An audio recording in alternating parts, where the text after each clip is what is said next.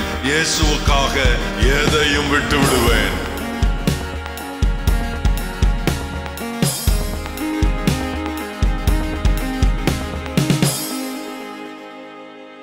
உலகத்திலே மிக மேன்மையானது கர்த்தருடைய வார்த்தை. அல்லேலூயா, அல்லேலூயா. ஆண்டவர் எங்களோடு நீர் பேசுவீராக. சங்கீதம் 116 2 வசனம், அதுல 12ஆம் வசனமும் 13ஆம் வசனமும் கர்த்தர் எனக்கு செய்த எல்லா உபகாரங்களுக்காகவும் அவருக்கு எண்ணத்தை செலுத்துவேன். ரட்சிப்பின் பாத்திரத்தை எடுத்துக்கொண்டு கர்த்தருடைய நாமத்தை தொழுது கொள்வேன். அந்த 1ஆம் வசனம் திரும்ப நாம் வாசிப்போம். கர்த்தர் எனக்கு செய்த எல்லா உபகாரங்களுக்காகவும் அவருக்கு எண்ணத்தை செலுத்துவேன். Price the Lord. என்ன, அவர் எனக்கு செய்த எல்லா நன்மைகளுக்கும் உபகாரங்களுக்கும் நான் அவருக்கு எண்ணத்தை செலுத்துவேன். இப்போ பாருங்க, எனக்காக இயேசு செய்த நன்மைகள், ஆசீர்வாதம், எனக்காக என்பதை மாற்றி யோசியுங்கள் பார்ப்போம். உமக்காக. Price the Lord. எல்லாத்தையும் மாற்றி யோசிக்க ஆரம்பிக்கணுங்க. எனக்காக, எனக்காக, ஆலயம் எனக்காக, சபை எனக்காக, பாஸ்டர் எனக்காக, ஜெபம் எனக்காக, வேதம் எனக்காக, எல்லாமே எனக்காக. இப்போ அதை கொஞ்சம் நிறுத்தி உமக்காக எண்ணத்தை செலுத்துவேன். எனக்கு நீ செய்த உபகாரங்களுக்கு, நன்மைகளுக்கு, எத்தனையோ ஆசீர்வாதங்களுக்கு ஈடாக உமக்கு உமக்கு எண்ணத்தை செலுத்துவேன். அப்படி யோசிங்க. ஆண்டவருக்காக, தேவனுக்காக, கர்த்தருடைய நாமத்திற்காக. ஆண்டவரே உமக்காக என்றதுல நம்ம அவ்வளவு ஃபெய்த்ஃபுல்லாக இருக்கலை. ஆனால் அவர் நமக்கு என்கிற விஷயத்தில் ஃபெய்த்ஃபுல்லாக இருந்திருக்கிறார். நாம் உண்மை இல்லாதவர்களாக இருந்தாலும் கர்த்தரோ உண்மையுள்ளவராக இருக்கிறார் என்று பவுல் சொல்றார்.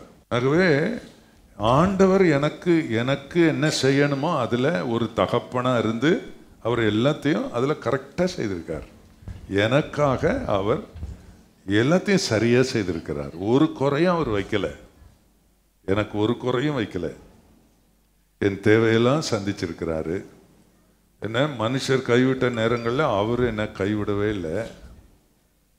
எல்லாம் அவர் கரெக்டாக இருந்திருக்கிறார்.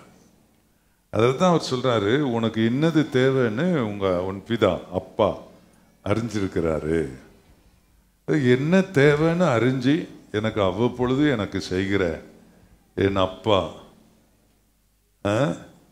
அப்போ பாருங்க, பெற்றோர்கிட்ட பிள்ளைகள் அப்பா செய்யணும், அப்பா செய்யணும், அம்மா செய்யணும்னு எதிர்பார்த்த காலங்கள் போய் பிள்ளைகள் அப்பாவுக்கு செய்யணும், அம்மாவுக்கு செய்யணுன்ற காலங்கள் வருது. பார்த்தீங்களா?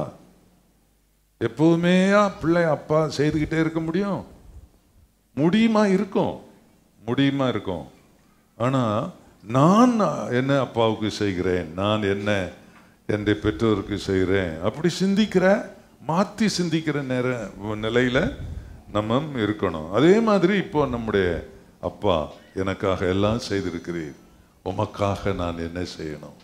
ஆபிரகாம் நம்முடைய விசுவாச தகப்பன்.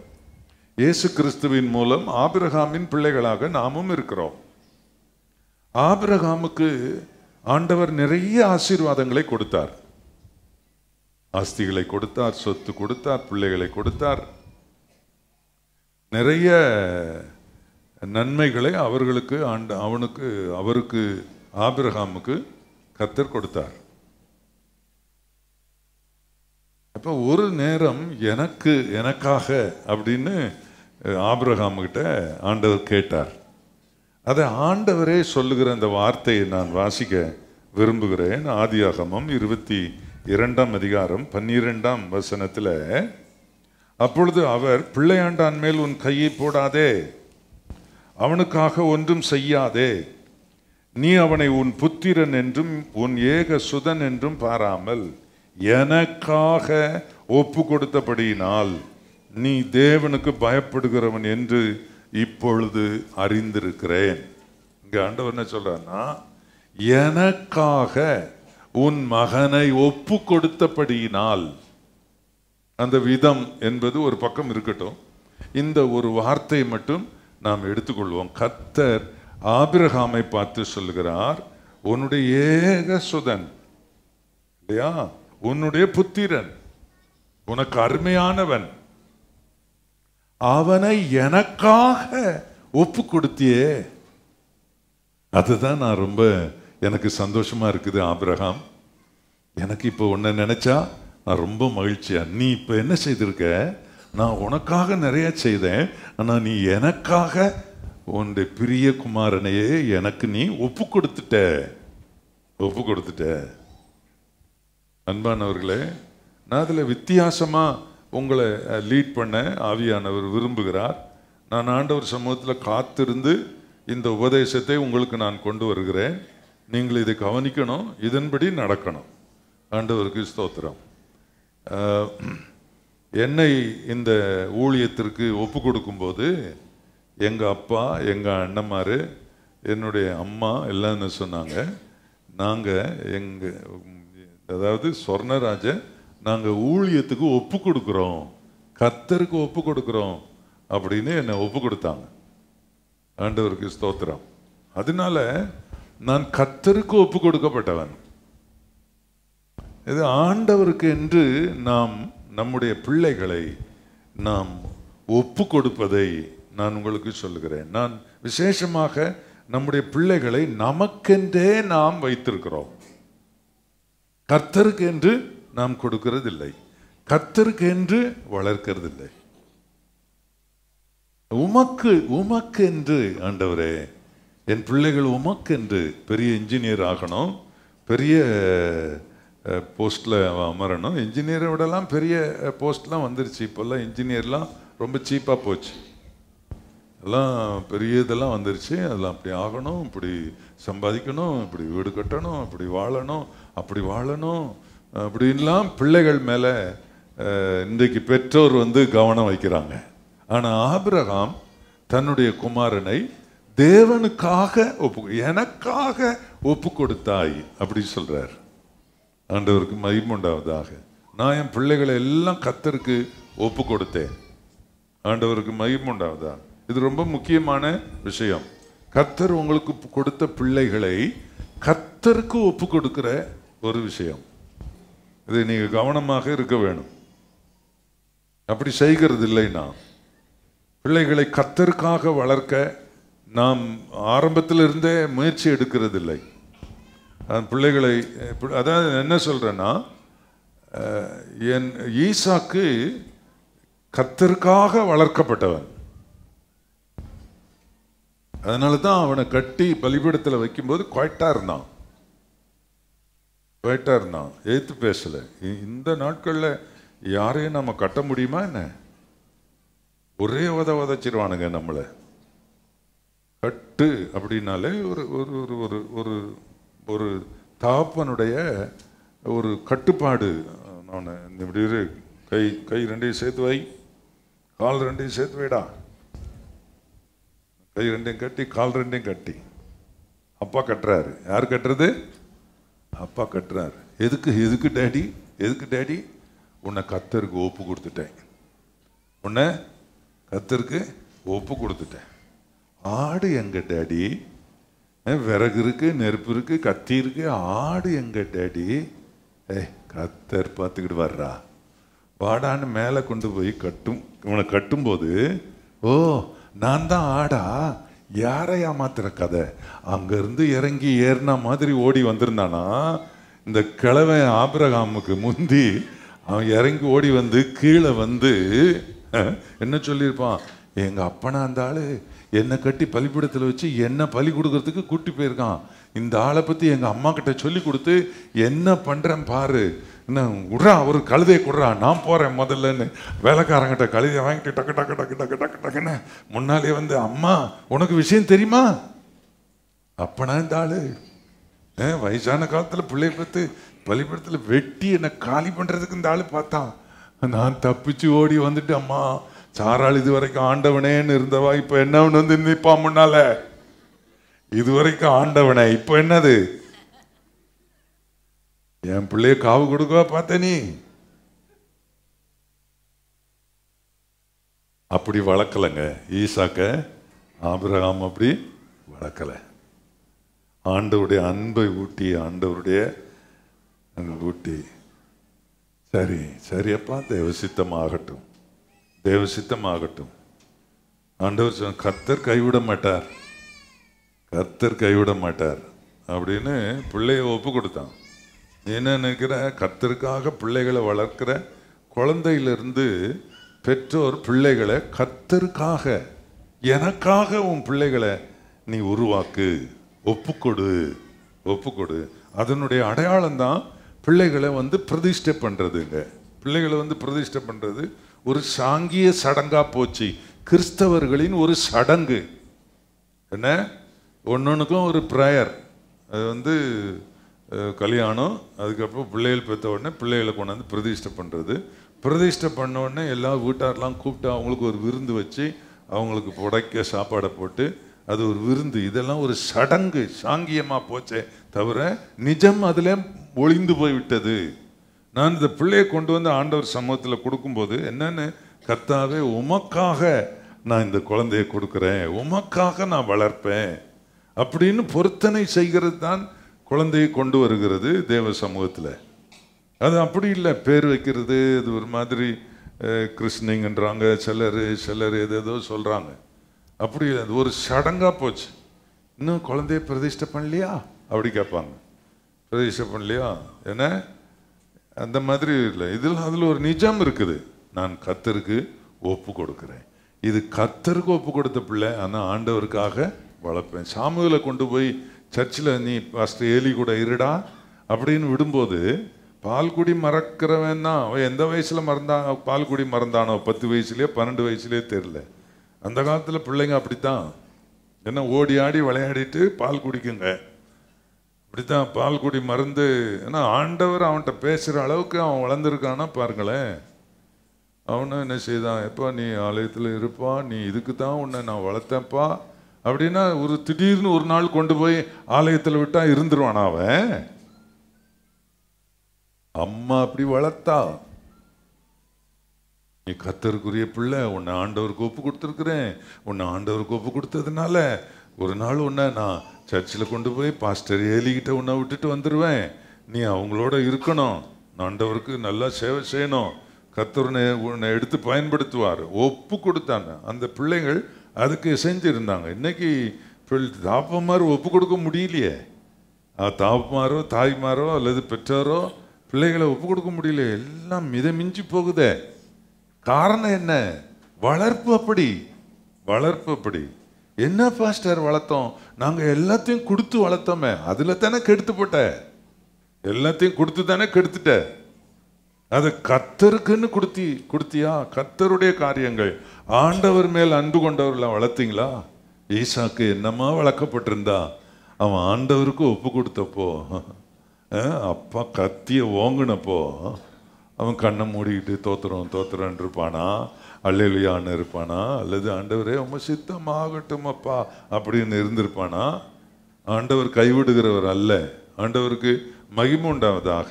எனக்காக ஒப்பு கொடுத்தபடியினால் நீ எனக்கு பயப்படுகிறவன் என்று நான் அறிந்திருக்கிறேன். ஆண்டவருக்கு பிள்ளைகளை கர்த்தருக்காக ஒப்பு கொடுத்து வளர்க்கிறவர்களாக நீங்கள் இருக்க வேணும். உங்கள் குடும்பத்தில் இருந்து ஒரு ஊழியக்காரன் வரணும் அப்படின்னு விரும்புங்க. கர்த்தருக்கு ஸ்தோத்திரம். இந்த காலத்தில் கர்த்தர் பயன்படுத்தும் ஊழியர்களுக்கு இருக்கும் மதிப்புக்கு அளவே கிடையாது. ஜனங்கள் மாய்மால ஊழியர்களை நேசிக்கிறதில்லை. என்ன பகட்டு காட்டினாலும் ஜனங்கள் அதிலெல்லாம் இப்பொழுது நாட்டம் கொள்வதில்லை.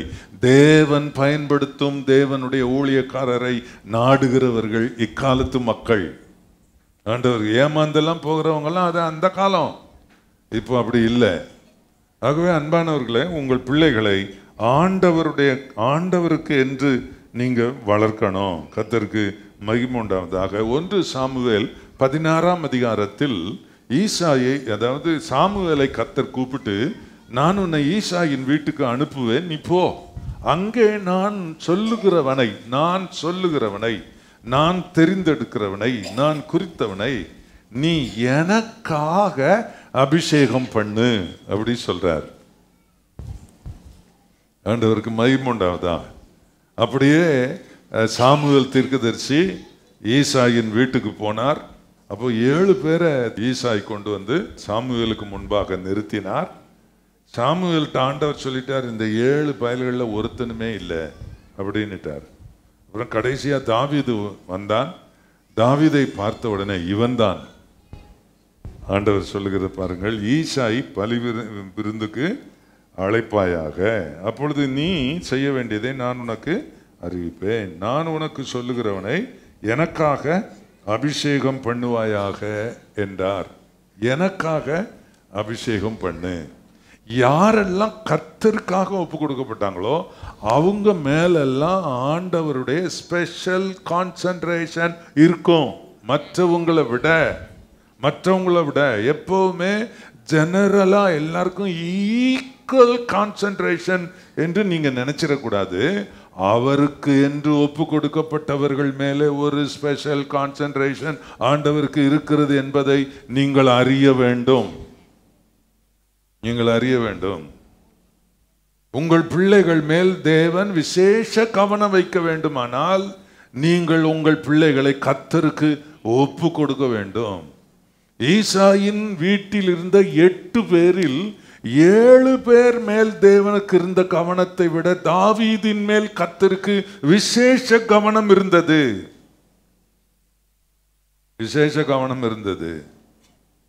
ஆண்டவருக்கு மகிமை உண்டாவதாக. நான் அடிக்கடி சொல்லுவேனே, என்ன எங்க அம்மா அப்பா எல்லாரும் ஒப்பு கொடுத்தாங்க, நானும் ஒப்பு கொடுத்தேன் ஆண்டவருக்கு. என்ன சும்மா ஒன்றும் கட்டாயப்படுத்தி ஒன்றும் என்னை ஊழியத்துக்கு அனுப்பலை. நானும் மனமும் ஆண்டவருக்கு ஒப்பு கொடுத்தேன். கர்த்தர் என்ன ஆரம்பத்தில் தாயின் கர்ப்பத்தில் என்னை முன் குறித்ததுனால என் மேலே ஒரு ஸ்பெஷல் கவனம் ஆண்டவருக்கு இருந்துச்சு. ஆண்டவருக்கு மகிமை உண்டாவதாக என்னை கிராமத்துக்கு கொண்டு போனார். பல விசேஷமாக கர்த்தர் பயன்படுத்தினார். எனக்கு பிசாசுகள்லாம் என்னை கண்டு அலறிடிச்சு ஓடினதெல்லாம் நான் பார்த்தேன். ஆண்டவருக்கு மகிமை உண்டாவதாக. எவ்வளோ கர்த்தர் அற்புதமாக கிரியை செய்தார். எனக்கு ஆண்டவர் கொடுத்த அந்த விசேஷ கிருபை எல்லாருக்கும் கிடைச்சதுன்னு சொல்றதுக்கு இல்லை. ஏன் அப்படின்னா, நான் ஆண்டவருக்கு ஒப்பு கொடுக்கப்பட்டவன், கர்த்தருக்காக நான் அர்ப்பணிக்கப்பட்டவன். ஆண்டவருக்காக உங்கள் பிள்ளைகளை கொடுக்கும்போது நிச்சயமா நீங்க என்ன செய்றீங்கன்னா, உங்களுக்காகத்தான் பிள்ளைகளை வளர்க்குறீங்க. பிள்ளைகளெல்லாம் உங்களுக்காக அப்படின்னு சொல்றீங்க.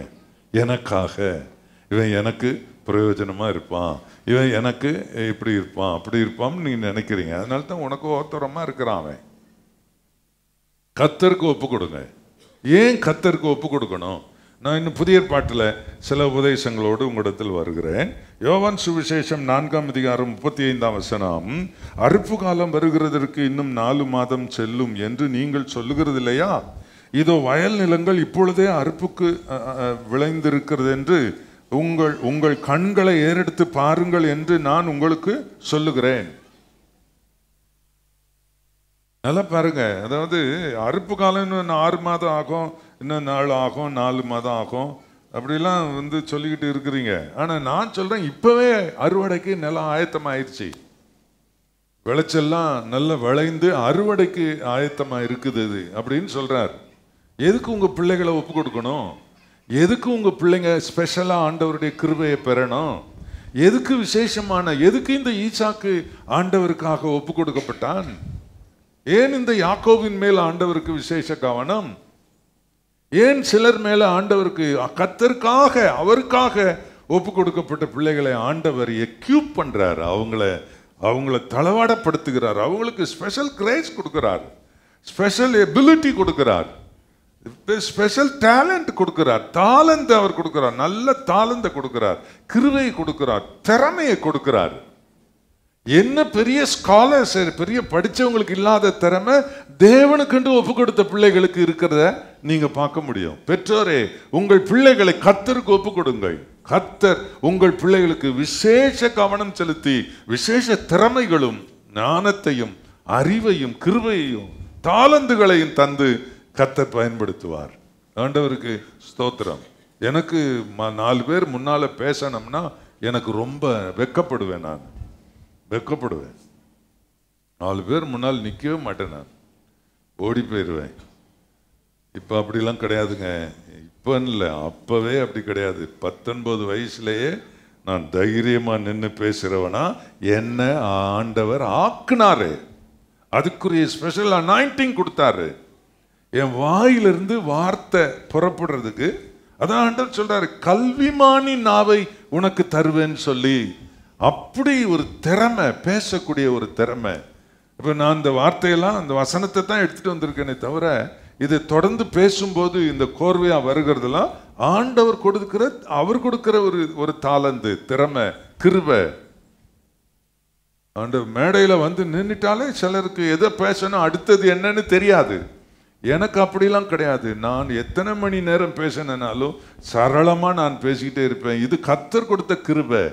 அவருக்கு ஒப்பு கொடுக்கப்பட்டபடினால், அவருக்கு ஒப்பு கொடுக்கப்பட்ட பிள்ளைகளுக்கு விசேஷ திறமைகள் சிலவற்றை ஆண்டவர் கொடுக்கிறார்.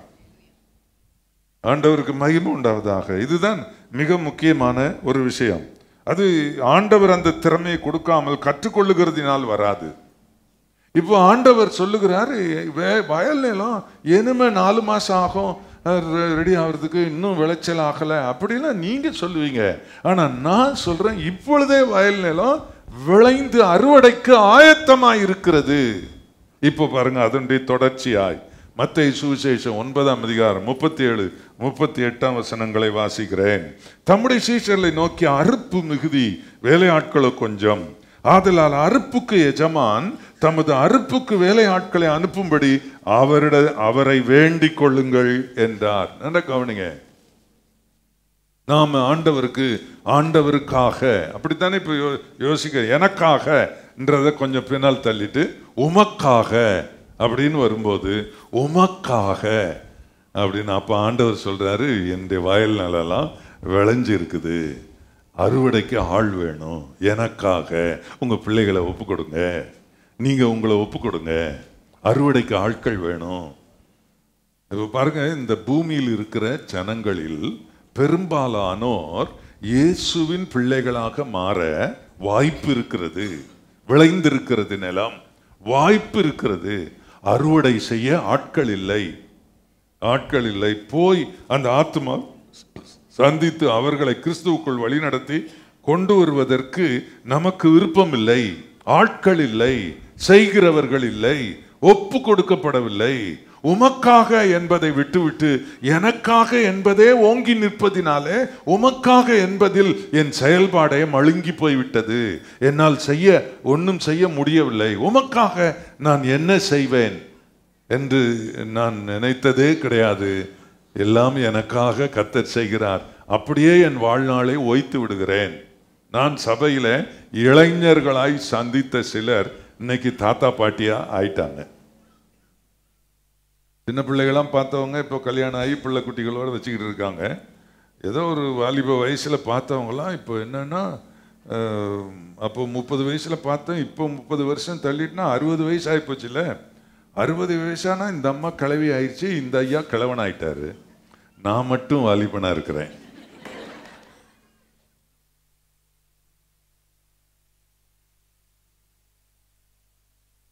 என்ன இந்த 30 வருஷத்துல சாதிச்ச அப்படின்னு கேட்டு பாருங்க. ஆண்டவரே உமக்காக அப்படின்னு நான் இந்த 30 வருஷத்துல என்ன செய்தேன்? கொஞ்சம் எழுதுங்க உட்காந்து, என்ன செய்தேன்? ஒன்றும் இல்லைன்னு வருது இல்லையா? இனி கொஞ்ச நாள் உன்னை உயிரோட வச்சிருப்பான்னு நான் நினைக்கிறேன். அந்த நாள்லயாவது ஏதாவது செய் உமக்காக அப்படின்னு இறங்கு. கால் வலிக்குதே, வலிக்கும், போ. கால் வலியோட நொண்டி போ. கர்த்தருக்கு செய்யறதுக்கு இதுதான். இடுப்பு வலிக்குதான், போ, அப்படியே போ. இடுப்பு வலிக்குன்னு கல்யாணத்துக்கு போகாம இருக்கியா? இடுப்பு வலிக்குன்னு சொந்தக்காரன் வீட்டுக்கு போகாம இருக்கியா? ஆண்டவருக்கு மட்டும் இடுப்பு வலிக்குதா? இடுப்பு வலிக்கட்டும், கால் வலிக்கட்டும், போ. கொஞ்ச நாள் உயிரோட இருப்ப, முடிச்சிரு. ஆண்டவருக்கா ஏதாவது செய்து நிலம், வயல் நிலம் அறுவடைக்கு ஆயத்தமா இருக்குது. அறுவடைக்கு ஆட்கள் தேவை. உங்க பிள்ளைகளை ஒப்பு கொடுங்க. உங்க பிள்ளைகளை கர்த்தருக்காக ஒப்பு கொடுங்க. ஆண்டவருக்காக செயல்படணும்னு சொல்லுங்க. எல்லா பிள்ளைகளும் கர்த்தருக்காக என்று அர்ப்பணிக்கப்பட வேணும். ஆனால் விசேஷமாக சிலரை நாம் அவருக்கு ஒப்பு கொடுக்க வேணும். அறுவடை மிகுதி, வேலையாட்களை கொஞ்சம். ஆகவே எஜமான் தமது அறுப்புக்கு வேலையாட்களை தெரிந்து கொள்ளும்படி ஜெபம் பண்ணுங்கள்னு சொல்லி இருக்கிறார். ஏசாயா 6:8 பின்பு யாரை நான் அனுப்புவேன், யார் நமது காரியமாய் போவான் என்று உரைக்கிற ஆண்டவருடைய சத்தத்தை கேட்டேன். நல்ல கவனிங்க எல்லாரும். யாரை நான் அனுப்புவேன்? வயல் நிலம் விளைந்து அறுவடைக்கு ஆயத்தமாக இருக்கிறது. யார் நமது காரியமாக போவான்? யார் நமது காரியமாக போவான்? உடனே ஏசாயா சொல்லுகிறார், இதோ உமது அடியேன், அதற்கு நான் இதோ அடியேன் இருக்கிறேன், என்னை அனுப்பும் என்றேன். என்னை அனுப்பும் என்று சொன்னேன். நான் சொல்றேங்க, இன்னைக்கு நான் சொல்றத விளங்கிடுங்க. 100 பேரை சந்திச்சிங்கன்னா 80 பேர் இயேசுவை ஏற்றுக்கொள்வாங்க. 80% ரிசல்ட் கிடைக்கும். நீங்க ஜெபம் பண்ணி, இதுதான் அறுவடை, இதுதான் அறுவடை. நீங்க செய்கிற முயற்சியை நிச்சயமா கர்த்தர் ஆசீர்வதிப்பார். யார் நமது காரியமாய் போவான்? என் காரியமாய், எனக்காக, ஆண்டவருக்கு எனக்காக, உனக்காக என்றதுல நான் உண்மையாய் இருக்கிறேன். எனக்காக என்பதில் நீ உண்மையாய் இல்லை.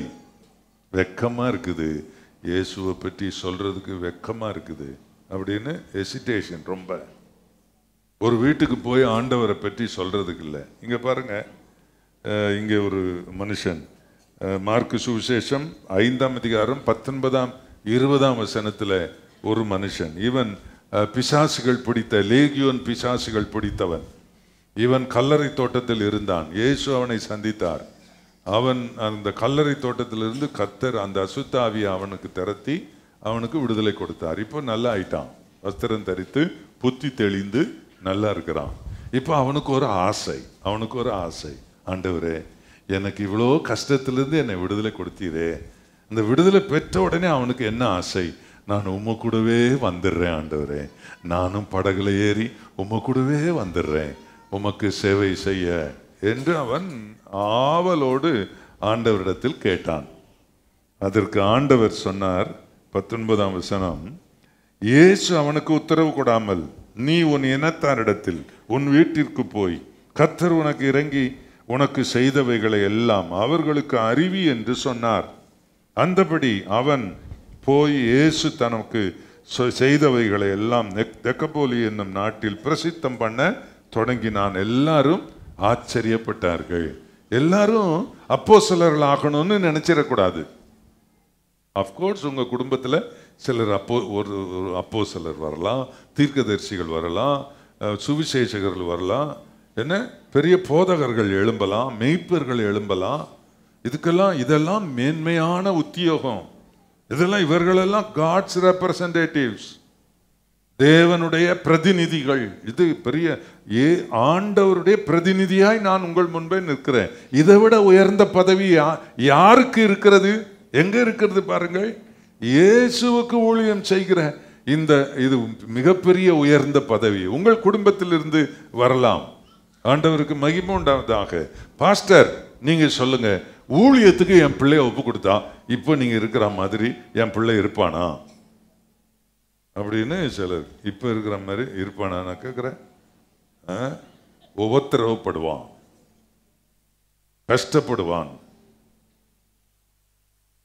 இதெல்லாம் பார்த்து என்ன செய்யக்கூடாது? ஊழியத்துக்கு வரக்கூடாது, அப்படி ஒப்பு கொடுக்க கூடாது.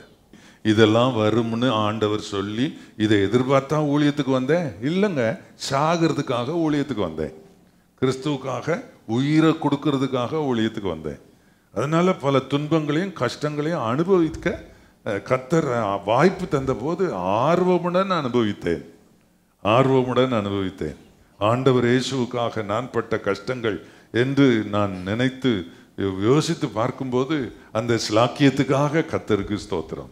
இயேசுவுக்கு ஊழியம் செய்ய வந்து இயேசு கிறிஸ்துவுக்காக நாம் சில துன்பங்களை அனுபவிக்கும் போது அதில் கிடைக்கிற சந்தோஷம் இருக்கிறது பாருங்க. அது மாதிரி சந்தோஷம் எதில் இருக்குது? நாங்கள் கிறிஸ்துவுக்காக அவமானப்பட எங்களை பாத்திரராய் எண்ணினதுக்காக கர்த்தருக்கு ஸ்தோத்திரம்னு பேதுரும் யோவானும் அடி வாங்கிட்டு வெளியே வந்து நின்று சொல்றாங்க. அதெல்லாம் பெரிய ப்ரிவிலேஜுங்க. அந்த பாக்கியெல்லாம் இக்காலத்து ஊழியர்களுக்கு கிடைக்காதுங்க. கிடைக்கணும் அப்படின்னா அதுக்கு ஏற்ற இடங்களுக்கு போகணும். ஆண்டவர் கிரியை செய்வார். ஆகவே இவனை ஆண்டவர் தன்னுடைய அப்போஸ்தலர்களோட இவன் சேர்ந்து இருக்கும்படி ஆண்டவர் அனுமதி கொடுக்கல. எப்பா, அவங்களுடைய காலிங்கே வேற. நீ ஒன்று செய், உன் வீட்டுக்கு போ, உன் இனத்தார் இடத்துக்கு போ, கர்த்தர் உனக்கு இறங்கி என்னெல்லாம் செய்தாரோ அதெல்லாம் சொல்லு, போய் போ, அதுவும் ஊழியம்தான், நீ ஊழியக்காரன் தான், போ அப்படின்னு சொல்லி அனுப்பிட்டாரு. அவன் போய் தெக்கப்போலி நாடு முழுவதும் சுற்றி அலைஞ்சி ஆண்டவர் தனக்கு செய்த நன்மைகளை சொன்னான். ஜனங்கள் ஆச்சரியப்பட்டார்கள். அன்பானவர்களே, உமக்காக அப்படின்னு சொல்லும்போது ஆண்டவர் சொல்ல, எனக்காக நீ போய் நான் உனக்கு செய்தவைகளை நீ சாட்சியாய் சொல்லு என்று ஆண்டவர் இந்த நாட்களில் நமக்கு சொல்லுகிறார். கர்த்தருக்கு ஸ்தோத்திரம். ஒரு குறிப்பு தான் இவ்வளவு நேரம் பேசியிருக்கேன். 7 குறிப்பு இருக்கு என்கிட்ட. அடுத்து 2வது, நான் கர்த்தருக்காக என்ன செய்யணும். இந்த முதல் குறிப்பை நான் ரொம்ப நேரம் எடுத்ததுக்கு காரணம் உண்டுங்க. காரணம் உண்டு. ஆண்டவருக்கு ஸ்தோத்திரம். நீ உங்கள் ஒவ்வொருவருக்கும் ஆண்டவர் விசேஷ கிருபைகளையும் ஞானத்தையும் ஆண்டவர் தருவார். நீங்களும் காரியங்களை செய்யலாம். இன்னும் இருக்கிற 3 மாதத்தில் நீங்கள் ஒரு ஆத்துமாவை கிறிஸ்துவுக்குள்ள வழி நடத்தலாம், அல்லது 2 பேரை நீங்கள் வழி நடத்தலாம். விசுவாசத்தோடு நீங்கள் ஜெபம் பண்ணீங்கன்னா உங்களுக்கு ஆத்துமாக்களை கர்த்தர் தருவார். நான் இன்னும் பின்னாலே உபதேசம் இருக்குது, நான் தொடர்ந்து பேசுகிறேன். யாத்திராகமம் 30ஆம் அதிகாரம் 37, 38 ஆகிய வசனங்களை வாசிக்கிறேன். இந்த தூப வர்க்கத்தை நீ செய்ய வேண்டிய முறையின்படி உங்களுக்காக செய்யலாகாது, இது கர்த்தருக்கென்று உனக்கு பரிசுத்தமாய் இருப்பதாக. நல்ல கவனி, உன்கிட்ட ஒரு தூப வர்க்கம் இருக்கிறது.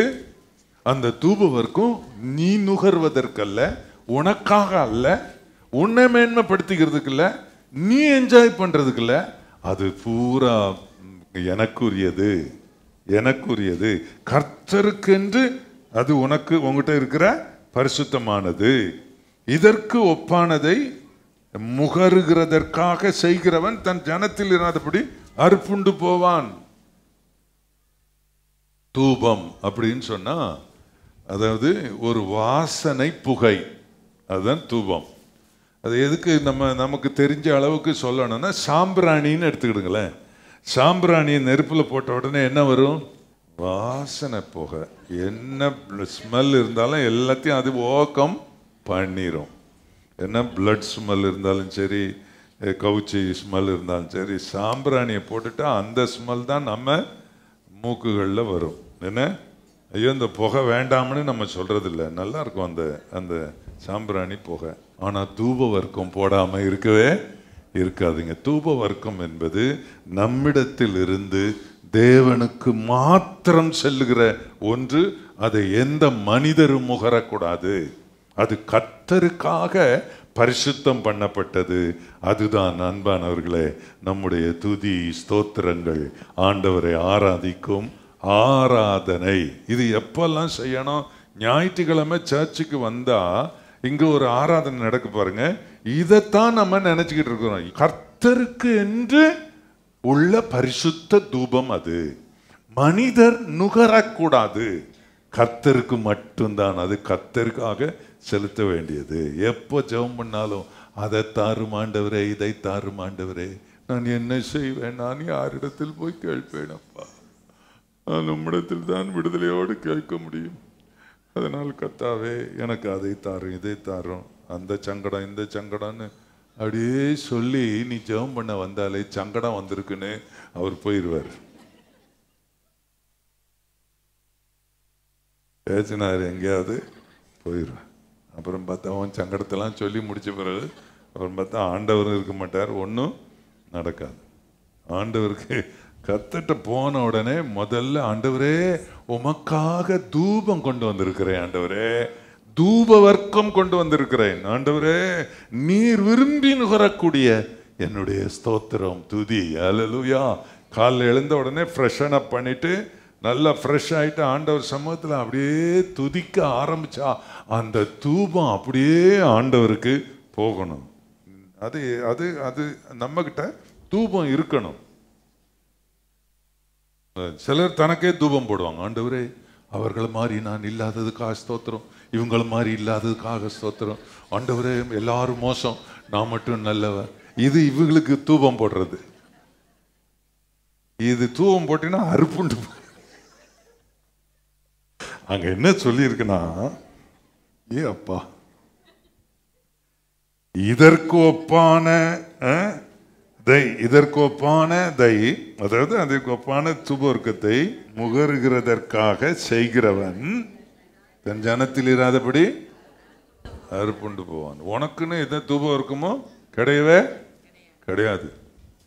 விளங்குச்சா? உனக்குன்னு தூபம் இருக்கும் கிடையாது. போட்டேன்னு வச்சுக்க, அதோட ஒளிஞ்சு போச்சு. ரொம்ப பேர் ஜெபம் பண்ணணும். சிலெல்லாம் ஜெபம் பண்ண ஆரம்பிச்சாங்கன்னா எல்லாரும் கண்ணை திறந்துருவாங்க. இந்த மூஞ்சி என்ன சொல்லும், ஆண்டவரே எனக்கு தந்த கிருபைக்காக ஸ்தோத்திரம்ப்பா, நீர் எனக்கு கொடுத்த ஜெப வரத்துக்காக ஸ்தோத்திரம்ப்பா, நீர் எனக்கு கொடுத்த ஆவியின் வரங்களுக்காக ஸ்தோத்திரம்ப்பா, ஆண்டவரே நீர் எனக்கு கொடுத்த திறமைகளுக்காக ஸ்தோத்திரம்ப்பா. எல்லாருக்குமே ஜெபத்திலே ஆவி கட்டு. உனக்கு தூபவர்க்கம் முகர்ந்த அறுப்புண்டு போவார்கள். இந்த மாதிரி தூபவர்க்கம் கதையே வச்சுக்கிறவா. தூபவர்க்கம் யாருக்கு மட்டும்தான்? நீரே பெரியவர், அல்லேலூயா, நீரே மகத்துவமானவர், நீர்தான் ஆண்டவரே. கிருபையா நாங்க இருக்கிறோம்ப்பா, உங்க புண்ணியத்துல நாங்க இருக்கிறோம்ப்பா, உங்க தயவுல இருக்கிறோம், எல்லாம் நீர்தான் ஆண்டவரே. காலையில் எழுந்த உடனே அல்லேலூயா ஸ்தோத்திரப்பா, ஸ்தோத்திரப்பா ஏசப்பா, அல்லேலூயா ஸ்தோத்திரப்பா, இப்படியே இதை சொல்லிக்கிட்டே ஜபத்தை முடிச்சுட்டு போ. அதுக்கு நீ சங்கடம்னு போவாத ஆண்டவர்கிட்ட. ஆண்டவருக்கு எல்லாம் தெரியும். கர்த்தருக்கு மகிமை உண்டாவதாக.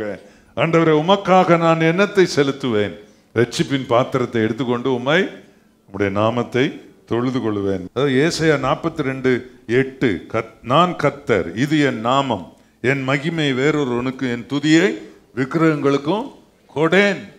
நான் கர்த்தர், இது என் நாமம், என் மகிமையை ஒருவனுக்கும் கொடுக்க மாட்டேன், நான் என் துதியை எந்த விக்கிரகத்துக்கும் கொடுக்க மாட்டேன். தூப வர்க்கம் எனக்குரியது, புகழ்ச்சி எனக்குரியது, உயர்த்தி மேன்மைப்படுத்துகிறது எனக்குரியது என்று கர்த்தர் சொல்லுகிறார். மல்கியா 1:11, சூரியன் உதிக்கிற திசை தொடங்கி அது அஸ்தமிக்கிற திசை வரைக்கும் என் நாமம் ஜாதிகளுக்குள்ளே மகத்துவமாயிருக்கும். எல்லா இடங்களிலும் என் நாமத்துக்கு தூபமும் சுத்தமான காணிக்கையும் செலுத்தப்படும். என் நாமம் ஜாதிகளுக்குள்ளே மகத்துவமாயிருக்கும் என்று சேனைகளின் கர்த்தர் சொல்லுகிறார். ஆகவே கர்த்தரை உயர்த்தி அவரை மகிமைப்படுத்தி அவரை மேன்மைப்படுத்தி இருக்கிறார். மூன்றாவது குறிப்பு, கர்த்தருக்காக நாம் கொடுக்க வேண்டிய ஒன்று. முதலாவது நம்மையே கொடுக்கணும். ஆண்டவருக்கு ஸ்தோத்திரம். உமக்காக என் பிள்ளைகளை கொடுக்கணும், என்ன கொடுக்கணும். நான் ஆண்டவருக்கு ஊழியம் செய்ய என்ன ஒப்பு கொடுக்கணும். ஆண்டவரே தாருன்னு வாங்கி தின்னுக்கிட்டே இருந்தேன்னா அது வேற விஷயம். ஆண்டவருக்காக செய்த அவர் என் மேல பிரியமா இருந்து எனக்காக கிரியை செய்வார். இப்போ மூன்றாவது, லேவியராகமம் 23:3 6 நாளும் வேலை செய்ய வேண்டும், 7ஆம் நாள் பரிசுத்த சபை கூடுதலான ஓய்வு நாள், அதில் ஒரு வேலையும் செய்ய வேண்டாம். அது உங்கள் வாசஸ்தலங்களில் எல்லாம் கர்த்தருக்கு என்று ஓய்ந்திருக்கும் நாளாய் இருப்பதாக. கர்த்தருக்கு என்று ஒரு நாள் கொடுக்கப்பட்டிருக்கிறது. நல்ல கவனிங்கள், கர்த்தருக்கு என்று ஒரு நாள் கொடுக்கப்பட்டிருக்கிறது. எல்லாரும் கவனிங்க, எல்லாரும் என்ன கவனிங்க, பிஸியஸ்ட் பீப்புள்லாம் கவனிங்க. நேரமே இல்லை பாஸ்டர், ஒழிஞ்சு போன்னு விட்டுருவேன் நான்.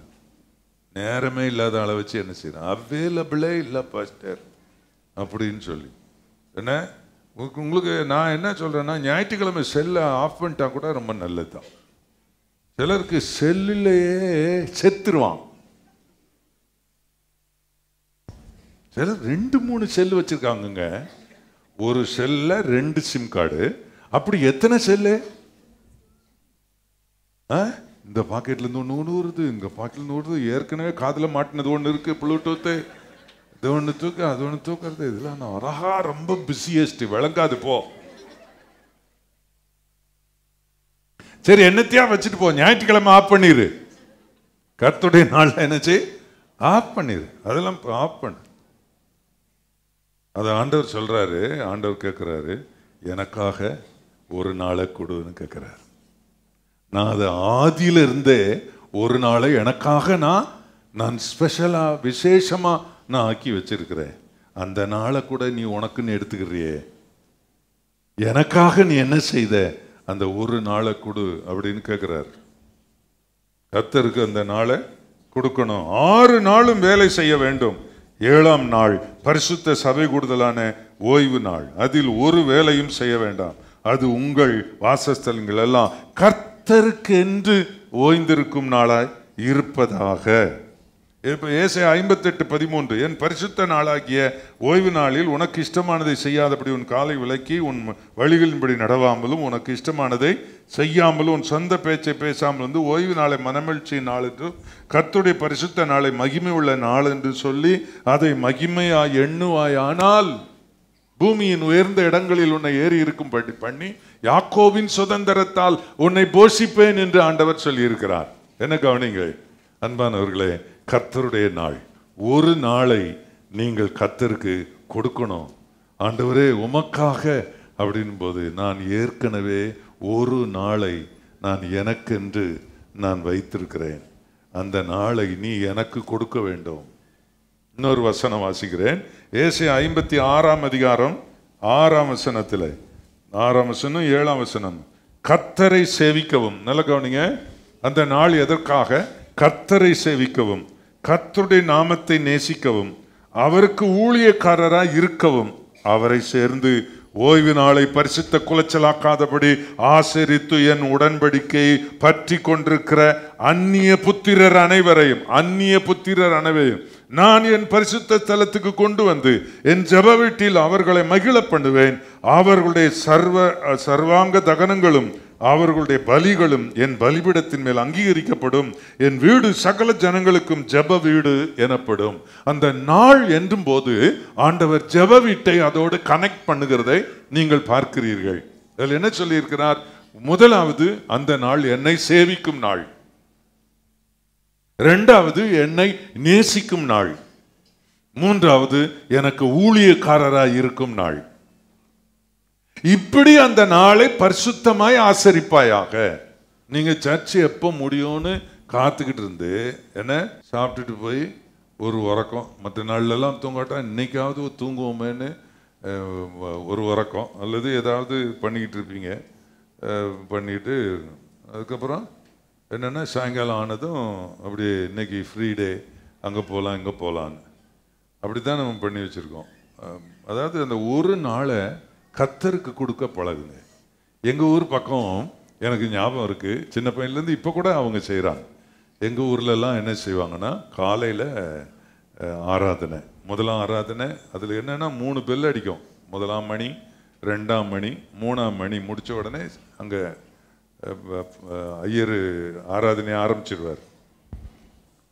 இப்போ எல்லாரும் இருப்பாங்க. 3வது மணிக்கு எல்லாரும் ஆலயத்துக்குள்ளே இருப்பாங்க. ஆராதனை முடிஞ்ச உடனே அதுக்கப்புறம் பெரிய புருஷர்கள்லாம் உட்காந்து ஆலயத்தை பற்றி பேசுவாங்க, அதை பற்றி பேசுவாங்க, மற்றவங்கெல்லாம் போயிடுவாங்க. அதுக்கப்புறம் மத்தியானத்துக்கு பிறகு தாய்மார் கூட்டம் நடக்கும். எல்லா தாய்மாரும் வந்திருப்பாங்க, ஐயரம்மா இருப்பாங்க, பாஸ்டரம்மா இருப்பாங்க, அது நடக்கும். அதுக்கப்புறம் சாயங்காலம் யூத் மீட்டிங் நடக்கும். அதுக்கப்புறம் ஒரு பக்கம் யூத் மீட்டிங் நடக்கும். அது முடித்த பிற்பாடு என்ன செய்வாங்க அப்படின்னா, எல்லாரும் ஒரு பெரிய கொட்டை எடுத்துக்கிடுவாங்க. ஏசு ராஜா வருவார், இன்னும் கொஞ்சம் காலந்தான், மோட்சலோகம் சேர்ந்திடுவோம் பாட்டு பாடிக்கிட்டு அப்படியே தெருவா போய் சுவிசேஷம் சொல்லுவாங்க. ராத்திரி தான் வீட்டுக்கு வருவாங்க. அதை செய்தாதான் சந்தோஷமா இருக்கும். ஆனா நாளடைவில் ஞாயிற்றுக்கிழமை ஒரு நாள் தான் லீவ் இருக்கு, அதுதான் எனக்கு மெயின்டெனன்ஸ் டே. எல்லாம் மெயின்டைன், அது பண்ணி இது பண்ணி துடைக்கிறது, துவைக்கிறது, அழுக்கிறது, மற்ற நாள்லாம் அழுக்கா இருக்குது, இதெல்லாம் பண்ணிட்டு கிடக்கிறது. 7ஆம் நாள் கர்த்தருக்கு கொடுக்க பழகி பாருங்க, அதனுடைய மகிமையே வேற. நீங்கள் விளைநிலங்களுக்கு செல்லுங்கள், அறுவடை செய்ய போங்கள், ஊழியக்காரராகுங்கள். 7ஆம் கர்த்தருடைய நாளில் ஊழியக்காரராகுங்கள். ஆண்டவரை நேசிக்கிறதுனா எப்படி? என்கிட்ட ஒருத்தர் சொன்னாங்க, பாஸ்டர் உங்களுக்கு தெரியாது பாஸ்டர், நான் ஆண்டவரை என்னமா நேசிக்கிறேன்னு கர்த்தருக்கு மட்டும்தான் தெரியும் பாஸ்டர். வேற யாருக்கும் தெரியாது. என் அன்பை இயேசு அறிவார், நான் எவ்வளவாய் அவரை நேசிக்கிறேன். அதனால தான் வீட்டிலேயே படுத்துங்கிற, நல்லா சாப்பிட்ற, நல்லா சர்ச்சைக்கு கூட சில வேளையில் தான் வர்ற. ஆனால் இயேசுவை எவ்வளவா நேசிக்கிறேன். புருஷன் பொண்டாட்டி 2 பேரும் ஏன்டா வந்தாங்க. அந்த அம்மா புருஷனை கை காட்டி உம்முன்னு நின்றுக்கிட்டு இருந்துச்சு. என்ன 2 பேரும் வந்து உம்முன்னு நிற்கிறிய, என்ன விஷயம்னு கேட்டேன். பாஸ்டர் கேளுங்க, நான் சொல்றது, இந்த மனுஷனுக்கு என் மேல அன்பே இல்லை பாஸ்டர். அப்படியே காட்டு. இந்த மனுஷனுக்கு என் செய்கையெல்லாம் அவங்க சொன்னதுதான் நான் காட்டுறது. இந்த மனுஷனுக்கு என் மேல அன்பே இல்லை பாஸ்டர். ஆனால் அவர் ஆக்ஷன், இதே ரியல் ஆக்ஷன் அப்படின்னு. பாஸ்டர், அன்பு உள்ளத்துல இருக்குது, அதை எடுத்து காட்டுவாங்களா? எப்படி காட்டுறது பாஸ்டர்? நீங்க சிரிச்ச மாதிரி தான் நான் சிரிச்சேன். இந்த ஆளு நல்லா ஆக்ஷன் பண்றானையா. அன்பு உள்ளத்துல இருக்குது, அதை எடுத்து எப்படி காட்டுறது பாஸ்டர்? அந்த அம்மா ஸ்டார்ட் பண்ணிடுச்சு. அவர் உள்ளத்தில் இருக்கிற அன்பை அவரையே வச்சுக்கிட சொல்லுங்க. இப்படி அவரையே வச்சுக்கிட சொல்லுங்க.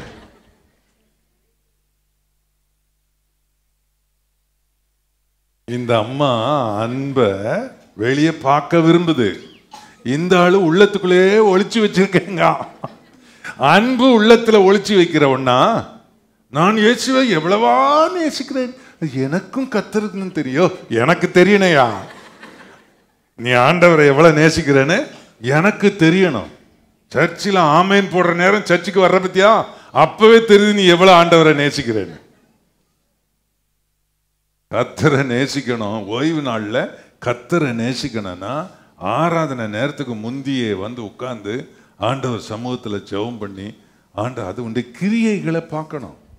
என்ன, நீ ஆண்டவரை நேசிக்கிறேன்னு சொன்னது உண்மைன்னா, கத்தர் உனக்கு இறங்கி செய்ததை போய் உன்னுடைய வீட்டாருக்கு, உன் இனத்தாருக்கு, உன்னுடைய வைகோஸ் கிட்ட போ, உனக்கு தெரிந்தவங்கள்ட்ட போய் அவங்கள போய் சந்திச்சு அவங்களோட உட்காரு. அவங்க அந்த வீடை போய் சந்திக்க போனது எதுக்கு? என் அன்பு தெய்வம் இயேசுவை அவர்களுக்கு சொல்றதுக்கு. நீ ஆண்டவர் இயேசுவை நேசிக்கிற பிள்ளை, நீ அவரை சொல்றதுக்கு ஒரு வீட்டுக்கு உன் கால் நடந்து போகும்போது ஆண்டவர் மேல இருந்து உன்னை பார்த்து அவருடைய கிருபையை உனக்கு கொடுத்து உன் கூடவே வந்து அந்த வீட்டுக்குள்ள கிரியை செய்வார். அப்பதான் நினைப்பாரு, நீ எவ்வளோ என்ன நேசிக்கிற. ஆண்டவர் சொல்றாரு, ஆபிரகாம், இப்பதான் எனக்கு தெரியுது நீ எனக்கு பயப்படுறவன் அப்படின்னா, என்னை அதிகமா நேசிக்கிறவன், என்னை முக்கியப்படுத்துகிறவன் நீ என்று எனக்கு தெரியும். கிரியையினால் இயேசுவை நேசிக்கிறதை நீங்கள் காட்ட வேண்டும். ஆண்டவருக்கு ஸ்தோத்திரம். ஒரு ஜெபம்னு சொல்றோம், அதை நான் வீட்டிலே இருந்து பண்ணிக்கிடுவேன். இவர் சொல்ற ஜெபத்துக்கெல்லாம் வரணுமா? பாஸ்டர் சொல்ற ஜெபத்துக்கெல்லாம் வரணுமா? உனக்காக எத்தனையோ கிலோமீட்டர், ஒரு நாள் வேலைக்கு எத்தனை கிலோமீட்டர் தாண்டி போறீங்க? எப்படி போற? more than 30 kilometers every day, to and fro 60 kilometers. அது கஷ்டமா தெரியல. ஜெபத்துக்கு போகணும் அப்படின்னோடனே நான் எப்படி போவேன்? வா, காலில் 2 சக்கரம் மாட்டி விடுறோம். அன்பு இல்லை, ஆண்டவர் மேல அன்பு இல்லை, அவரை நேசிக்கல, நீ கர்த்தரை நேசிக்கல. அதனால ஒரு சின்ன சிரமம் கூட அவருக்காக அனுபவிக்க நீ உன்னை ஒப்பு கொடுக்கிறது இல்லை. இயேசுவை நேசிக்கிறாயா? ஆண்டவர் கேட்டார் சீமோன் பேதுருவை பார்த்து, ஆடுகளை மேய்ப்பாயாக அப்படி சொன்னார். ஆண்டவரை உண்மையா நேசிக்கிற உங்களுடைய பிஹேவியர்ஸை வேறங்க. ஆல்வேஸ் செல்ஃபிஷ், என் சுயம், எனக்கு இது நடக்கணும், எனக்கு அந்த காரியம் நடக்கணும். ஆண்டவரை நேசிக்கிறேன்றதுக்காக ஒரு சின்ன தியாகம் கூட நான் செய்யறதுக்கு ஆயத்தமா இல்லை. என்ன அன்பு! ஊழியத்திற்கு, ஆண்டவருக்கு ஊழியம் செய்யறது 3 காரியம் ரொம்ப முக்கியமானது.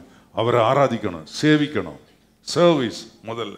2வது அவர் மேல அன்பு, நேசிக்கிறோம் என்றத 2 கிரியையில காட்டணும். நாளை ஊழியக்காரரா இருக்கணும். அன்னைக்கு மட்டும் ஊழியக்காரரா மாறுங்க. கர்த்தருடைய நாளில் எல்லாரும் ஊழியக்காரிகளா மாறுங்க. ஆண்டவருக்காக ஊழியம் செய்யுங்க. உங்களுடைய வேலைகளை 6 நாளும் நீங்க செய்யுங்க. ஓவர் டைம் கூட போட்டுக்கிடுங்க. இந்த சண்டே ஃப்ரீ பண்றதுக்காக சண்டே செய்ய வேண்டிய வேலைகளை பாட்டா நீங்க என்ன செய்யுங்க, 6 நாளும் நல்ல டைம் எடுத்து செய்யுங்க. இந்த நாளை கர்த்தருக்கு கொடுங்க. இது ஆண்டவர் சொல்லுகிறது. ஆரம்பத்திலிருந்து 10 கற்பனையில் ஒன்று, ஓய்வு நாளை பரிசுத்தமாய் ஆசரிக்க கவனமாய் இருப்பாயாக என்று ஆண்டவர் சொல்லி இருக்கிறார். கர்த்தருடைய ஓய்வு நாளை குறித்து அசட்டை, அதில் ஒரு நிஜத்துவம் இல்லை, உண்மை இல்லை. அதுல கர்த்தருடைய பிள்ளைகள் அதை நேசிக்கிறது இல்லை. அந்த நாளிலாவது ஆண்டவருக்கு ஊழியம் செய்ய தங்களை ஒப்பு கொடுக்கிறது இல்லை. அன்னைக்கு தான் பிரியாணி செய்யறது, சின்ன அணி செய்யறது, பிரியாணி செய்யறது.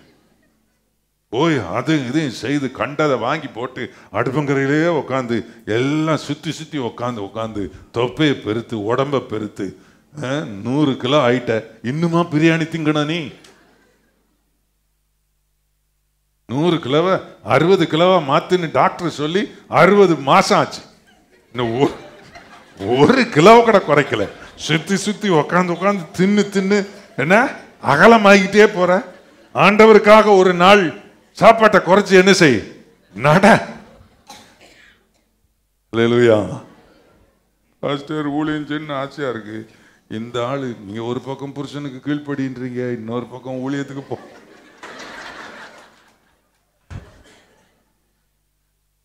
ரெண்டும் செய்யணுங்க. குடும்பமா வாங்க, குடும்பமா வாங்க, கர்த்தர் ஊழியத்துக்கு வாங்க. சின்ன பிள்ளைகளை வச்சிருக்கிறவங்க அதே சொல்லி சொல்லி பிள்ளைகளை வளருங்க, கர்த்தருக்காக வளருங்க. ஓய்வு நாள் கர்த்தருடைய நாள். அந்த நாளை உங்கள் இஷ்டப்படி நீங்கள் செலவழிக்க வேண்டாம். 4வது குறிப்பு 2 நாளாகமும் 6ஆம் அதிகாரம் 7ஆம் வசனத்திலிருந்து நான் வாசிக்கிறேன், கவனிங்கள். இஸ்ரவேலின் தேவனாகிய கர்த்தரின் நாமத்திற்கு ஆலயத்தை கட்ட வேண்டும் என்று வேண்டும் என்கிற விருப்பம் என் தகப்பனாகிய தாவீதின் மனதில் இருந்தது. ஆனாலும் கர்த்தர் என் தகப்பனாகிய தாவீதை நோக்கி, என் நாமத்திற்கு ஆலயத்தை கட்ட வேண்டும் என்கிற விருப்பம் உன் மனதில் இருந்தது, நல்ல காரியம்தான். ஆகிலும் நீ என் ஆலயத்தை கட்ட மாட்டாய், உன் கற்ப பிறப்பாகிய உன் குமாரனே என் நாமத்திற்கு அந்த ஆலயத்தை கட்டுவான் என்றார். இப்போதும் கர்த்தர் சொல்லிய இந்த தமது வார்த்தையை நிறைவேற்றினார். கர்த்தர் சொன்னபடியே நான் என் தகப்பனாகிய தாவீதின் ஸ்தானத்தில் எழும்பி இஸ்ரவேலின் சிங்காசனத்தின் மேல் உட்கார்ந்து இஸ்ரவேலின் தேவனாகிய கர்த்தரின் நாமத்திற்காக ஆலயத்தை கட்டினேன். நல்ல கவனிங்க. தொடர்ந்து சில வசனங்களை நான் வாசிக்கிறேன். ஆகாய் தீர்க்கதரிசியின் புத்தகம் 1ஆம் அதிகாரம் 2ஆம் வசனத்திலிருந்து 8ஆம் வசனம் முடிய, இந்த ஜனங்கள் கர்த்தருடைய ஆலயத்தை கட்டுகிறதற்கு ஏற்ற காலம் இன்னும் வரவில்லை என்கிறார்கள் என்று சேனைகளின் கர்த்தர் சொல்லுகிறார். இந்த ஜனங்கள், ஆலயம் கட்டுகிறது ஒருவனுடைய வேலை அல்ல. என்னை கவனிக்கணும், ஆலயம் கட்டுகிறது ஒருவனுடைய வேலை அல்ல. நான் நிறைய ஆலயங்கள் கட்டியிருக்கிறேன். இந்த தமிழ்நாட்டில் நான் நிறைய ஆலயங்கள், வடநாட்டில் சில ஆலயங்கள் கட்ட உதவி பண்ணியிருக்கிறோம். நிறைய ஆலயங்கள் கட்டியிருக்கிறேன். Perambur Calvary Assembly of God ஆலயம், இந்த ஆலயத்தை கட்டியிருக்கிறேன் இல்லையா? இப்படி ஆலயங்கள் நிறைய கட்டியிருக்கிறேன். இது ரொம்ப விசேஷமானது. நான் ஒருவனாய் கட்டவில்லை, என்னோடு சபை மக்கள் எல்லாரும் சேர்ந்து கட்டினார்கள். நாம் எல்லாரும் என்ன சொல்லலாம்? நாங்கள் ஆலயம் கட்டினோம் என்று சொல்ல வேண்டும். எல்லாரும் ஆலயம் கட்ட வேண்டும். ஆலயம் கட்டுகிறதுக்கு சாக்கு போக்கு சொல்லக்கூடாது. இப்பெல்லாம் அதுக்கு ஏற்ற நேரம் கிடையாது, அப்புறம் பார்த்துக்கலாம், இப்படி பார்த்துக்கலாம், எனக்கு ஒன்றும் வசதி இல்லை, நான் ஒன்றும் அதில் தலையிட முடியாது, இதுன்னு அப்படி இப்படி சாக்கு போக்கு சொல்றவங்க இருக்கலாம். ஆனால் இங்க என்ன வசனம் சொல்லுகிறதை பாருங்கள். 3ஆம் வசனம், ஆனாலும் ஆகாய் என்னும் தீர்க்கதரிசி மூலம் கர்த்தருடைய வார்த்தை உண்டாகி. இந்த ஆகாய் பேரை தூக்கி போட்டுட்டு சொர்ணராஜ் என்னும் தீர்க்கதரிசி மூலம்னு போட்டா தப்பாயிருமா? அதில் அப்படி சொர்ணராஜ் என்னும் தீர்க்கதரிசி மூலமாய் கர்த்தருடைய வார்த்தை உண்டாகி அவர் சொல்லுகிறார், இப்போது சேனைகளின் கர்த்தர் சொல்லுகிறார், உங்கள் வழிகளை சிந்தித்து பாருங்கள், உங்கள் வழிகளை சிந்தித்து பாருங்கள். நீங்கள் திரளாய் விதைத்தும் கொஞ்சமாய் அறுத்து கொண்டு வருகிறீர்கள். நீங்கள் புசித்தும் திருப்தியாகவில்லை, குடித்தும் பரிபூர்ணம் அடையவில்லை. நீங்கள் வஸ்திரம் உடுத்தியும் ஒருவனுக்கும் குளிர் விடவில்லை. கூலியை சம்பாதிக்கிறவன் பொத்தலான பையில் போடுகிறவனாக அதை சம்பாதிக்கிறான். உங்கள் வழிகளை சிந்தித்து பாருங்கள் என்று சேனைகளின் கர்த்தர் சொல்லுகிறார். நீங்கள் மலையின் மேல் ஏறி போய் மரங்களை கொண்டு வந்து ஆலயத்தை கட்டுங்கள், அதன் பேரில் நான் பிரியமாய் இருப்பேன், அதில் என் மகிமை விளங்கும் என்று கர்த்தர் சொல்லுகிறார். எல்லாருக்கும் சொல்லி இருக்கு பாருங்க. ஆலயத்தை கட்டுங்கள். எனக்காக என்ன செய்யணும்? எனக்காக ஒரு ஆலயம் கட்டணும். இப்போ நமக்கு அந்த பிரிவிலேஜை கர்த்தர் கொடுத்திருக்கிறார். நல்ல கவனிங்க, அந்த பிரிவிலேஜை கர்த்தர் கொடுத்திருக்கிறார் நமக்காக. உமக்காக ஆண்டவர் சொல்றார், எனக்காக ஆலயம் கட்டுங்கள் என்று கர்த்தர் சொல்ல. அது மேல் நான் பிரியமாய் இருக்கிறேன். எனக்கு ஆலயம் கட்டுகிறது பிரியம். தாவீது கட்ட விரும்பினான், ஆனால் அவனால் ஆலயம் கட்ட அவனை அழைக்கவில்லை. அவனை யுத்த புருஷனாய் அழைத்திருந்தேன். ஆனால் அவனுடைய கர்ப்பப்பிறப்பான சாலமோன் எனக்கு ஆலயம் கட்ட அவனை தெரிந்து கொண்டேன். அவன் நாட்களில் சமாதானத்தை நான் கொடுத்திருக்கிறேன். எல்லாரும் ஆலயம் கட்ட முடியாது. ஆலயம் கட்டுகிறதற்கென்று சிலருக்கு கிருபை கொடுத்திருக்கிறார். நமக்கெல்லாம் அந்த கிருபையை கொடுத்திருக்கிறார். Price the Lord. நான் சொல்றேங்க, இட் வாஸ் 1967. எஸ், 67. இந்த தாகூர் நகர்னு ஒன்று இருக்குது பார்த்தீங்களா, பக்கத்தில் இந்த ஐநாவரத்தில் ரயில்வே குவார்ட்டர்ஸுக்கு எதிர்க்க அந்த தாகூர் நகரில் ஒரு சர்ச் இருக்குது. அந்த சர்ச்சில் தான் நான் மெம்பராக இருந்தேன். அங்கே இருந்த பாஸ்டர், என் பாஸ்டர் பேர் ஆசீர்வாதம். அங்கங்கே வாடகை இடத்துல பள்ளிக்கூடங்களில் நடத்திக்கிட்டு இருந்தோம். அதுக்கப்புறம் அந்த இடத்த ஒருத்தர் தானமாக கொடுத்தாரு. அந்த இடத்துல என்ன செய்தாங்கன்னா பேஸ்மெண்ட் போட்டாங்க. அது ரொம்ப பள்ளம், தண்ணி தேங்கி நிற்கிற இடம். நல்லா பேஸ்மெண்ட்டுக்குள்ளே போய் இறங்கி நின்னா ஆள் மறைச்சிடும், அந்த அளவுக்கு உயரம். அப்போ இந்த பிஎன்சி மில்ல இருந்து என்ன பண்ணுவாங்கன்னா கரித்தூள், இந்த பவர் ஹவுஸில் இருந்து கரித்தூளை கொண்டாந்து லோடு இறக்கிடுவாங்க. அதை போட்டு அள்ளி என்ன செய்யணும், பேஸ்மெண்ட்டில் போடணும். பாஸ்டர் ஞாயிற்றுக்கிழமை அறிவித்தார், இப்படி இந்த பேஸ்மெண்ட்டை நிரப்புறதுக்கு நமக்கு நிறைய கூலி ஆகும், அதனால் வெளியே இந்த கரித்தூள் போட்டிருக்கிறாங்க, இந்த தூளை அள்ளி இதில் போடணும், நீங்கள் வேலை செய்யுங்க, விசுவாசிகள் செய்யுங்கன்னு. நான் டன்லப் ரப்பர் ஃபேக்ட்ரியில் ஒர்க் பண்ணிக்கிட்டு இருக்கிறேன், மெஷின் ஆப்ரேட்டரா. அப்போது பாஸ்டர் சொன்ன உடனே நான் என்ன பண்ணேன்னா, அன்னைக்கு கொஞ்சம் சீக்கிரமே சாயங்காலம் பார்த்தா ஒருத்தரையும் காணும். மண்வெட்டி இருந்தது, பாண்டு இருந்துச்சு, ஒரு லோடு லோடுனா பெரிய லோடு. அந்த ஒரு லோடு அது என்ன கிட்டத்தட்ட 4 யூனிட் 5 யூனிட் இருக்கிற ஒரு லோடு இறக்கி போட்டு போயிருக்கிறான். அதை அள்ளி கொட்டினா தான் அடுத்த லோடு அவன் கொட்டுவான். அப்போ அதை நான் என்ன பண்ணேன்னா, நான் ஒரே ஆளா அந்த கரித்தூளை பாண்டில் அள்ளி போட்டு அதை தலை மேலே தூக்கி அதுக்கு மேடு அந்த வழியாக அது உள்ள கொட்டணும். ஒரு லோடு ஃபுல்லாக நான் ஒரே ஆளாக கொட்டினேங்க. கர்த்தருக்காக நான் ஆலயம் கட்டுறதுக்கு நான் கர்த்தருக்காக செய்தேன். ஆண்டவருக்கு மகிமை உண்டாவதாக. நான் சும்மா இருக்கல, நான் சோம்பேறியே கிடையாது. இப்போ கூட நான் சும்மா இருக்கவே மாட்டேன். சோம்பேறிகளை கண்டா எனக்கு பிடிக்கவே பிடிக்காது. கர்த்தருக்காக என்று வரும்போது நீங்க ஆலயம் கட்டுகிறவங்களா மாறணும். ஆண்டவர் உங்களை ஆலயத்தை கட்டும் மக்களாக கர்த்தர் மாற்றுவாராக. 5வது குறிப்பு, லூக்கா சுவிசேஷம் 21ஆம் அதிகாரம் 4ஆம் வசனம். அவர்கள் எல்லாரும் தங்கள் பரிபூர்ணத்தில் இருந்து எடுத்து தேவனுக்கென்று காணிக்கை போட்டார்கள். எல்லாரும் சொல்லுங்க. ஆமா, தேவனுக்கு என்று காணிக்கை போட்டார்கள். அப்புறம் ஒரு ஏழை விதவை 2 காசு அவள் தன் ஜீவனத்துக்கு உண்டான எல்லாவற்றையும் போட்டாள். அவளும் தேவனுக்கு என்று காணிக்கை போட்டார்கள். நல்ல கவனிங்க. இப்போ நம்ம கர்த்தருடைய நாமத்துக்கு மகிமையாக இது கர்த்தருக்கு என்று செய்கிறது. அடுத்த ஒரு வசனமும் வாசித்து நான் அடுத்த குறிப்புக்கு செல்லுகிறேன். உபாகமம் 16ஆம் அதிகாரம் 17ஆம் வசனம். ஆனாலும் அவர்கள் கர்த்தருடைய சன்னதியில் வெறுங்கையோட வராமல், உன் தேவனாய் கர்த்தர் உனக்கு அருளின ஆசீர்வாதத்துக்கு தக்கதாக அவனவன் தன் தன் தகுதிக்கு ஏற்றபடி காணிக்கையை கொண்டு வர கடவன். கர்த்தருக்கு மகிமை உண்டாவதாக. இதுதான் நீங்க கவனிக்க வேண்டியது. இதுதான் தேவனுக்கு என்று நீங்கள் காணிக்கை செலுத்துகிறவர்களாக இருக்கணும். இல்ல, கர்த்தர் உன்னை எந்த அளவுக்கு ஆசீர்வதித்திருக்காரோ அந்த அளவுக்கு தக்கதாக கர்த்தருக்கு உன்னுடைய காணிக்கை தேவனுக்கு என்று நீங்கள் செலுத்த வேண்டும் அப்படி சொல்லி இருக்கிறது. அடுத்த குறிப்பு, 6வது குறிப்பு, ஆண்டவருக்கு மகிமை. ரோமர் 6:11. அப்படியே நீங்களும் உங்களை பாவத்திற்கு மரித்தவர்களாயும் நம்முடைய கர்த்தராகிய இயேசு கிறிஸ்துவில் தேவனுக்கு என்று பிழைத்திருக்கிறவர்களாக்கும் எண்ணிக்கொள்ளுங்கள். ரோமர் 14:8. நாம் பிழைத்தாலும் கர்த்தருக்கென்று பிழைக்கிறோம், நாம் மரித்தாலும் கர்த்தருக்கென்று மரிக்கிறோம். ஆகையால் பிழைத்தாலும் மரித்தாலும் நாம் கர்த்தருடையவர்களாய் இருக்கிறோம். 1 கொரிந்தியர் 8:6. பிதாவாகிய ஒரே தேவன் நமக்குண்டு, அவராலே சகலம் உண்டாயிருக்கிறது, அவருக்கென்று, நல்ல கவனிங்க, அவருக்கென்று நாமும் உண்டாயிருக்கிறோம். இயேசு கிறிஸ்து என்னும் ஒரே கர்த்தர் நமக்கு உண்டு, அவர் மூலமாய் சகலம் உண்டாயிருக்கிறது, அவர் மூலமாய் நாமும் உண்டாயிருக்கிறோம். கர்த்தருக்கு மகிமை உண்டாவதாக. நான் கர்த்தருக்கு என்று நான் பிழைத்திருக்கிறேன். அல்லேலூயா. எல்லாம் எத்தனை பேர் சொல்ல முடியும்? நான் உயிர் வாழ்கிறதே கர்த்தருக்கு என்று தான் உயிர் வாழ்கிறேன். தேவனே உமக்காக உயிர் வாழ்கிறேன். எத்தனை பேர் சொல்லுவீங்க?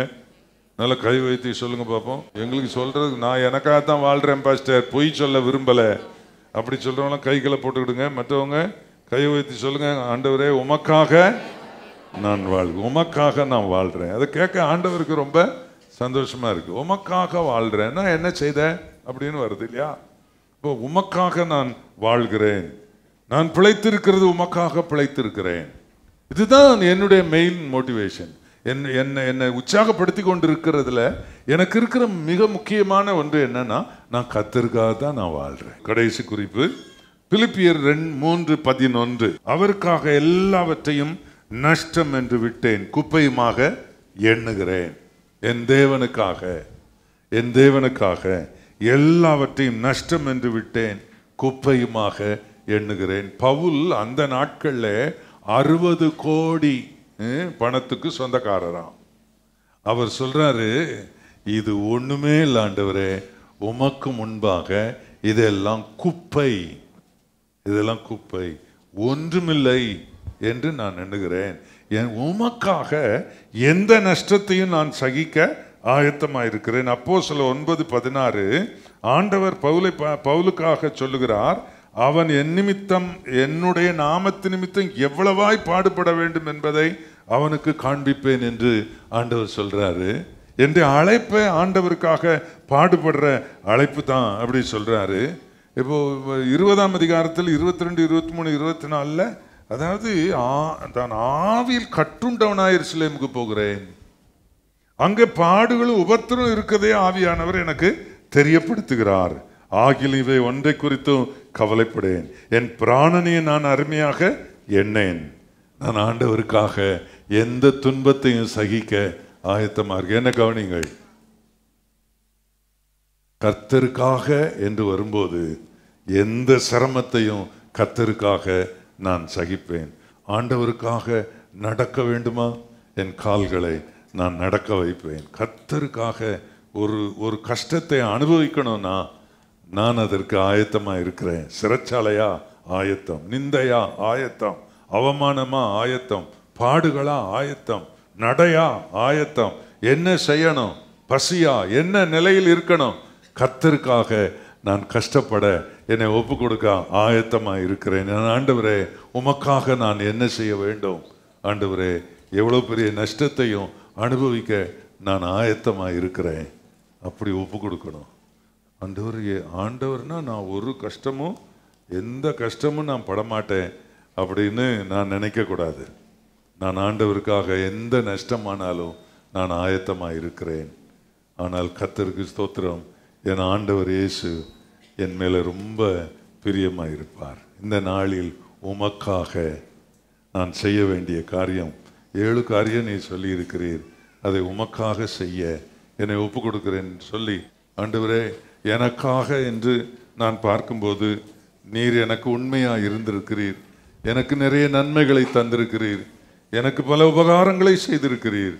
உமக்காக என்று நான் வரும்போது நான் ஒன்றுமே செய்யலையே ஆண்டவரே, உமக்காக நான் ஒன்றுமே செய்யலையே அப்பா. எங்க போதகர் பிரசங்கித்த இந்த வாக்கியத்தின்படி ஆண்டவரே என்னையும் என் பிள்ளைகளையும் உமக்கு ஒப்பு கொடுக்கிறேன். எல்லாரும் வாய் திறந்து சொல்லுங்க, உமக்கு ஒப்பு கொடுக்கிறேன் ஆண்டவரே. ஆண்டவரே தினந்தோறும் உமக்கு தூப வர்க்கத்தை நான் உமக்கு ஆண்டவரே செலுத்துவேன் அப்பா. உமக்கு துதி செலுத்தி உம்மை நான் மகிமைப்படுத்துவேன் ஆண்டவரே. ஏசப்பா ஆண்டவரே உம்முடைய நாளை நான் உமக்காக கொடுப்பேன். கர்த்தர் எனக்கு தந்திருக்கிற பரிசுத்த இந்த ஓய்வு நாளை, இந்த பரிசுத்த நாளை, கர்த்தருடைய நாளை நான் கர்த்தருக்கென்று நான் முழுவதும் ஒப்பு கொடுப்பேன் ஆண்டவரே. எல்லாரும் ஜெபம் பண்ணுங்கள், வாய் திறந்து. நான் ஒப்பு கொடுப்பேன் அப்பா, இந்த ஒரு நாளை உமக்கு நான் தருவேன், என்னை நீர் ஆசீர்வதியும். ஆண்டவரே ஒப்பு கொடுக்கிறேன்னு சொல்லி ஒப்பு கொடுங்க. கர்த்தாவே உமக்கு ஸ்தோத்திரம். தேவனே உம்முடைய ஆலயத்தை நான் கட்டுவேன். சொல்லுங்க, எல்லாரும் வாயை திறந்து சொல்லுங்க. என்னுடைய பணத்தை கொடுத்து, என்னுடைய உழைப்பை கொடுத்து நான் ஆலயத்தை கட்டுவேன். உமக்கு பிரியமானது ஆலயத்தை கட்டுவது. தேவனே உமக்கு நான் காணிக்கையை உத்தமமாய் செலுத்துவேன். அல்லேலூயா. நான் பிழைத்திருக்கிறதே உமக்காக. அல்லேலூயா. என்ன நஷ்டமானாலும் என்ன காரியமானாலும் என் இயேசுவுக்காக நான் அதை அனுபவிக்க என்னை ஒப்பு கொடுக்கிறேன். அல்லேலூயா, அல்லேலூயா. ஆண்டவரே, பவுல் தன்னை சிறைச்சாலையில் அடித்து சரீரத்தில் காயம் ஏற்படுத்தி வஸ்திரத்தை கிழித்து சிறைச்சாலையில் விலங்கிட்டு மாட்டி வைத்தார்கள். அப்பொழுது கர்த்தருக்காக நான் இவைகளை சந்தோஷமாக ஏற்றுக்கொள்கிறேன் என்று சொன்னார். ஆண்டவரே, நாங்கள் சில நேரங்களில் உமக்காக ஒரு சின்ன சிரமத்தை நாங்கள் ஏற்றுக்கொள்ள விரும்பலை, நாங்கள் கஷ்டப்பட விரும்பலை. ஆனால் உமக்காக நாங்கள் ஆண்டவர் எந்த காரியத்தையும் ஏற்றுக்கொள்ள நாங்கள் எங்களை ஒப்பு கொடுக்கிறோம். இனி எனக்காக என்கிறத நான் கொஞ்சம் தள்ளி வச்சு உமக்காக நான் செய்ய என்னை ஒப்பு கொடுக்கிறேன். எங்களை நீர் ஆசீர்வதியும் அப்பா. ஆமென். Praise the Lord.